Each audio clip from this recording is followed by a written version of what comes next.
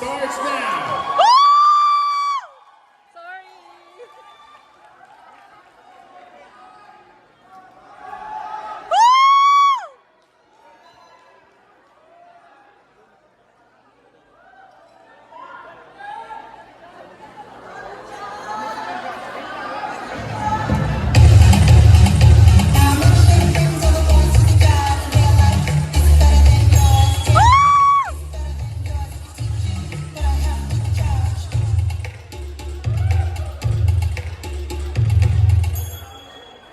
Good!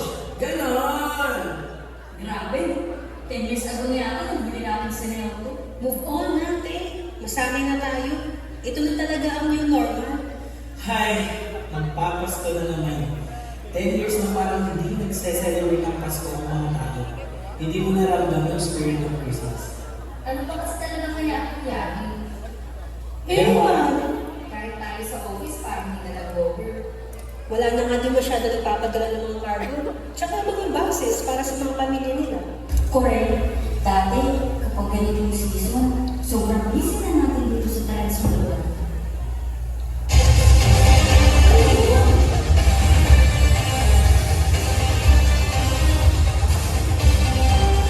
Magandang gabi, mga ka-transmodal. Professor X! Ay, hindi. Wait lang. Be, pakibuksan niyo yung ilaw. Taray! Happy year!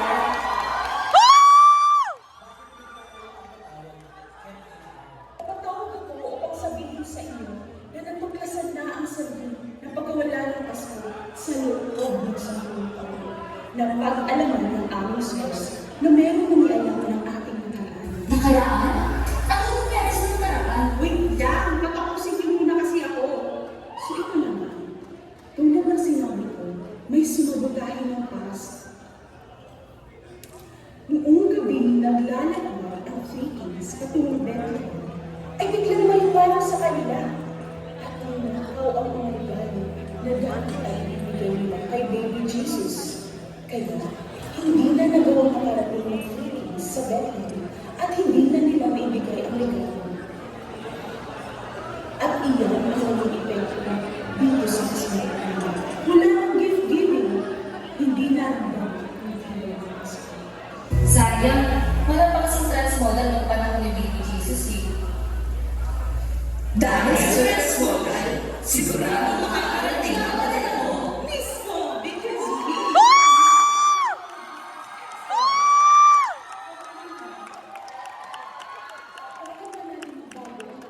at maibalik ang dating saya ng Pasko. Kailangan ninyong bumalik sa nakaraan at hanapin ang mga regalo ng tatlong araw.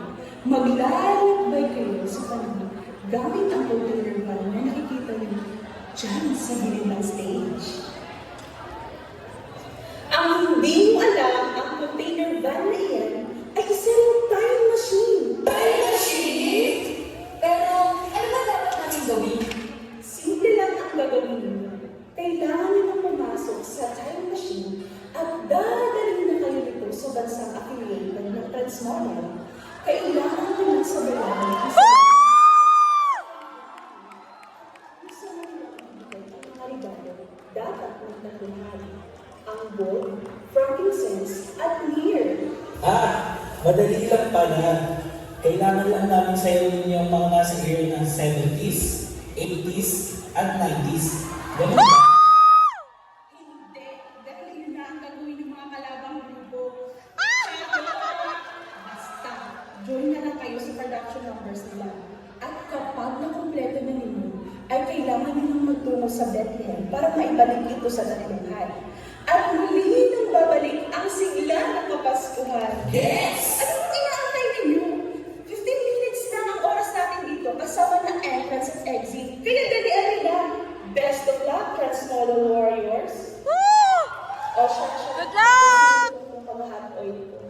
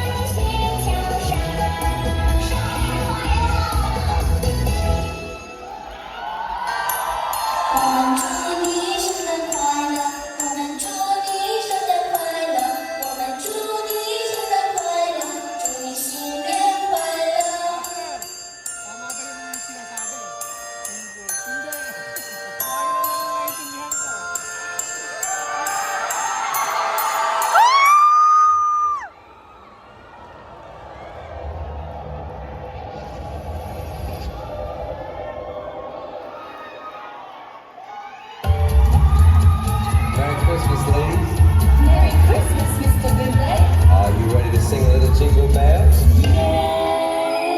Jingle bells, jingle all the way.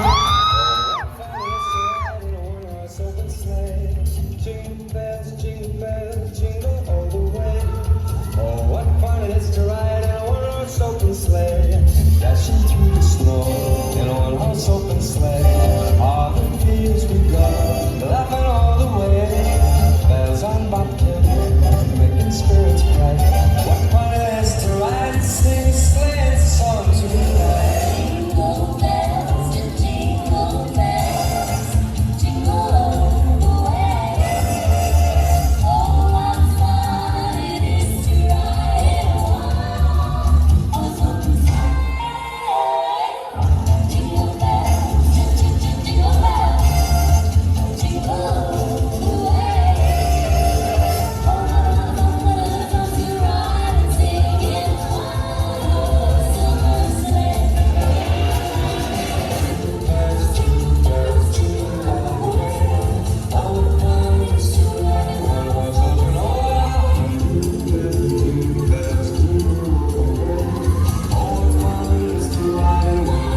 sleigh.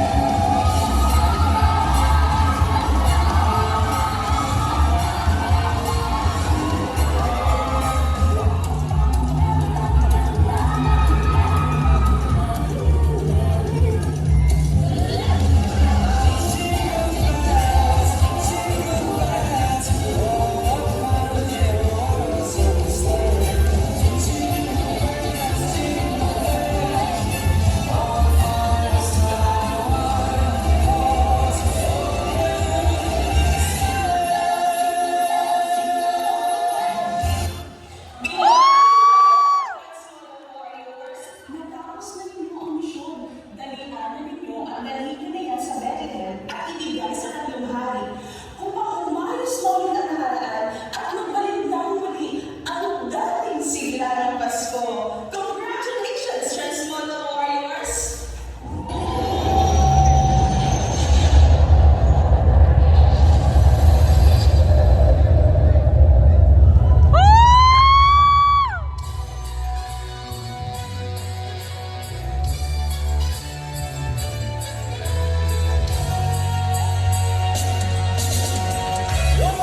Bakit kaya tuwing Pasko ay dumarating na ang mga namumuleng?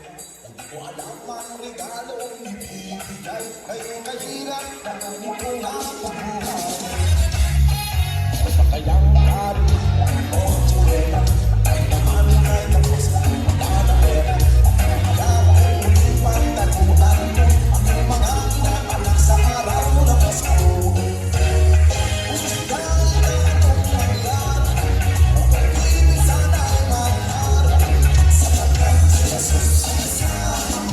Sa